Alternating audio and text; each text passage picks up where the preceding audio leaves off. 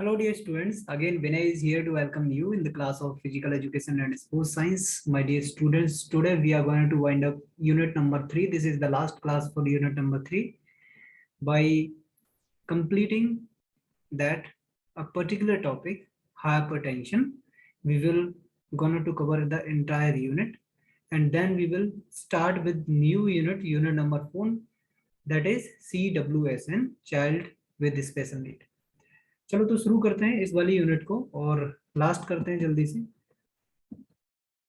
I hope that कि आपको previous classes पूरी तरह से अच्छी तरह से समझ में आ गई होंगी। आपकी बहुत ज़्यादा क्वेरीज उससे रिलेटेड नहीं थी, तो आई होप दैट कि आपको बहुत ज़्यादा कोई परेशानियां नहीं हुई होंगी मेरे प्यारे बच्चों। हाइपरटेंशन हम लोग पढ़ेंगे, ताड़ासना को आज हम पढ़ेंगे, वज्रासन हम पढ़ेंगे, पवन मुक्तासन को हम लोग ऑलरेडी पढ़ चुके हैं, अर्धचक्रासन को हम लोग पढ़ चुके हैं, भुजंगासन को पढ़ चुके हैं हम लोग।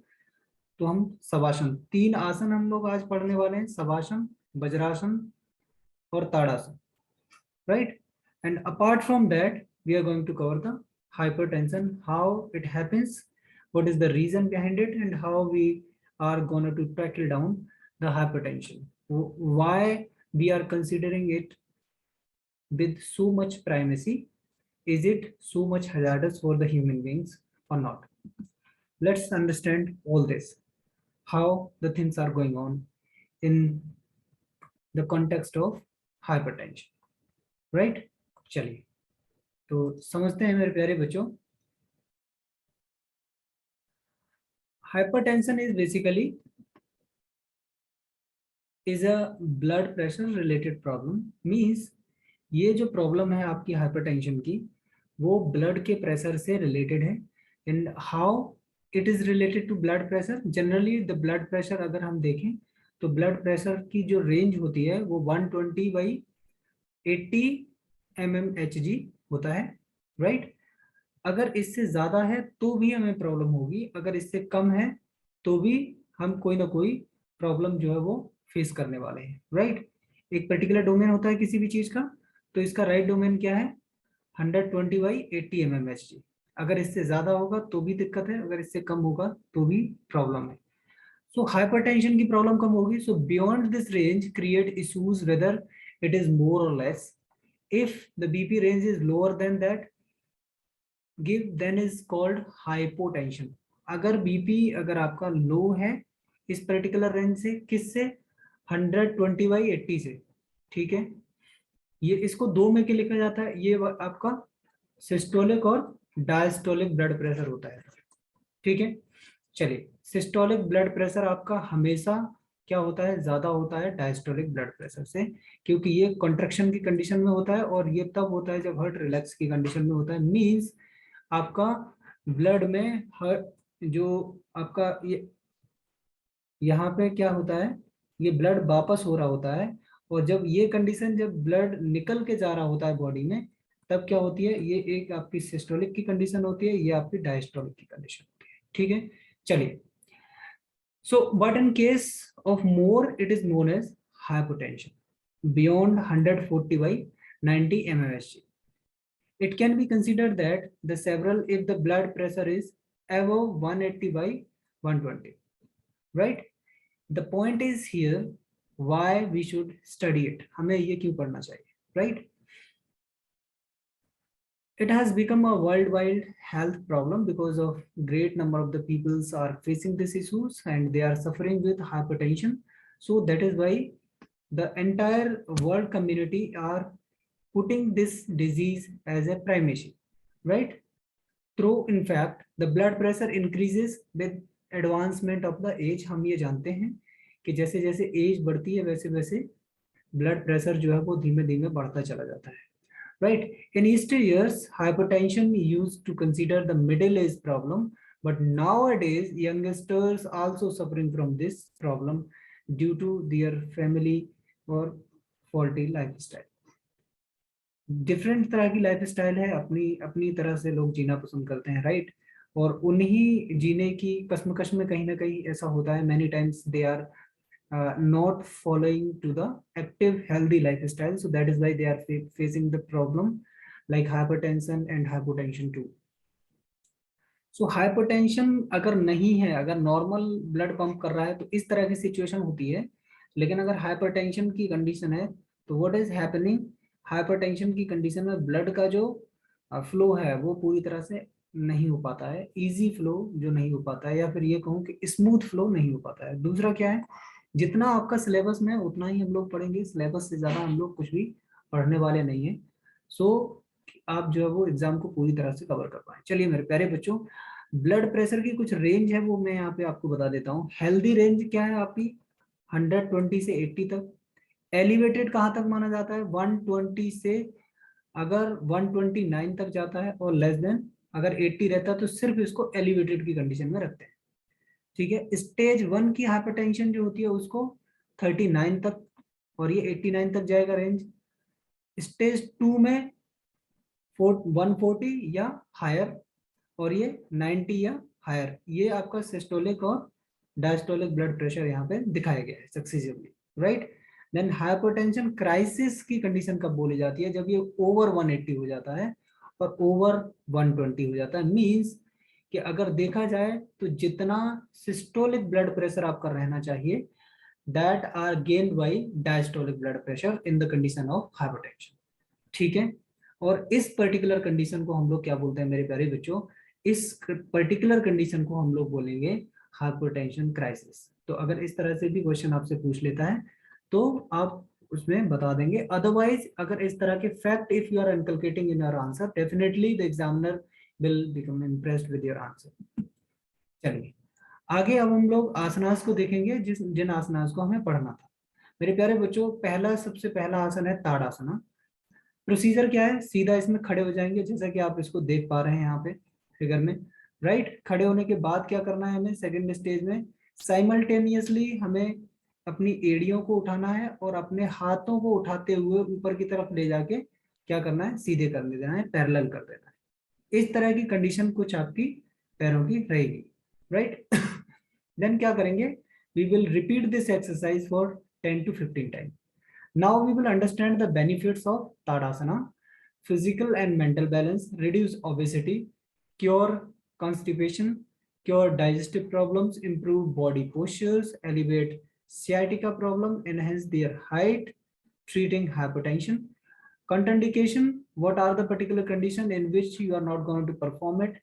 Having low blood pressure, you are not going to perform it. Please do not perform this asana. In case of headache or insomnia, you should avoid this asana. Individuals who are suffering with the blood circulation problem like faulty wall should not perform this one. Faulty wall ये क्या होता है, basically दो वाल होते हैं, एक S A node और ए बी नोड से ये क्या होते हैं, ये एक तरह से ये समझ लो कि कंट्रोल होते हैं इनडायरेक्टली, राइट। जब इनकी रिदम बहुत अच्छी नहीं होती है तो उनकी वजह से क्या होता है, फॉल्टी क्लोजिंग होती है, उसकी वजह से प्रॉपर सर्कुलेशन आपका नहीं हो पाता है। ठीक है, चलिए नेक्स्ट आसना देखेंगे, दैट इज अर्ध चक्रासन। फुल चक्रासन हम लोग पहले ही पढ़ चुके हैं। तो अर्ध चक्रासन में क्या है, सिर्फ आधा हमें क्या करना है, अपनी बॉडी को बैकवर्ड बेंड करना है। और इसकी कंडीशन क्या है, procedure: stand straight with both feet together, इस तरह से आप कर लीजिए, both feet together. Then hold your hip with your hands, आप अपने हाथों को इस तरह यहाँ पे रख सकते हैं हिप पे, राइट। या फिर बैकवर्ड बेंड करते हैं without bend your knees, slow inhalation. क्या है, इसको दो तरह से परफॉर्म करते हैं मेरे प्यारे बच्चों। या तो आप अपने हाथों को यहाँ वेस्ट पे लगा लीजिए, राइट। अगर आप एडवांस प्रैक्टिशनर हैं तो आप क्या करेंगे, सीधे हाथों को पीछे भी ले जा सकते हैं, like that in the figure. ठीक है, देन स्लो इनहेल करते हुए क्या करेंगे, remain this pose for some time and do it for 2 to 3 time. Now will understand the benefits of this asana. It helps to make ankles, thighs, shoulders, chest, spine and abdominal stronger. It relieves stress and tension, improve digestion, menstrual disorder cured by this asana. It cures pain in legs, reduce fat in waist and thigh area. It helps to elevate upper back pain. It relieves to the stress in neck and shoulder region. The contraindication are the situation in which we are not going to perform it. If you are facing the migraine, you should avoid this asana. Headache or low blood pressure condition also are such condition to whom you are not going to perform it. diarrhea or insomnia condition is also restricted for this asana. Avoid this asana if you are having the peptic ulcer or hernia. Avoid this asana in case of hip or spinal problem. Pregnant women should avoid doing this asana too. Next asana we are going to understand that is vajrasana. जैसे कि हम लोगों ने पहले ही बात की थी कि हम कौन कौन से आसनास को मेरे प्यारे बच्चों आज जो पढ़ने वाले हैं। नेक्स्ट इज दिस इज वज्रासना और उसके बाद हम लोग सब आसन पढ़ेंगे और उसके बाद ये क्लास आपकी खत्म हो जाएगी। ठीक है, तो वज्रासना सिंपली मैं इसके जो प्रोसीजर है उसको एक्सप्लेन नहीं करने जा रहा हूँ। सिंपली इस पोज में बैठना है जो कि बड़ा आराम से आप लोग बैठ सकते हो, राइट। इसमें यही है कि पहले राइट पैर को फोल्ड करते हैं, देन फिर लेफ्ट पैर को फोल्ड करेंगे और यहाँ जो आपका ये थंब है ये लेफ्ट पैर के थंब के ऊपर राइट पैर का थंब रखते हैं। फिर उसके बाद इस तरह से अपने जो पाम है फेसिंग डाउन करते हुए नी रीजन पे रख लेते हैं। अब हम बेनिफिट्स इसके देखेंगे। बेनिफिट्स बेसिकली क्या है इस आसना के, राइट। चलिए,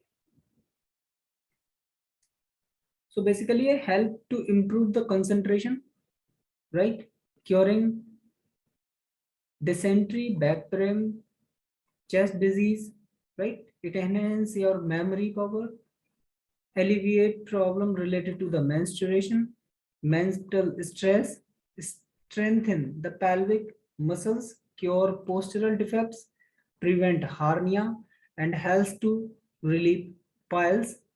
It is the best asana for people suffering to the sciatica and sacral infection. It helps in reducing to hip fat, relieve also constipation, acidity, and increase the efficiency of digestive system is the one of the benefit of this asana. Now we will look forward for the contraindication. For the person who are suffering with the joint pain should not perform Vajrasana. Individuals who have a spinal column problem should not perform Vajrasana. Individuals who have some difficulty in movement should practice Vajrasana in a lot of care. Last asana, that is Savasana, today we are going to perform to understand, and finally we will conclude this class, right?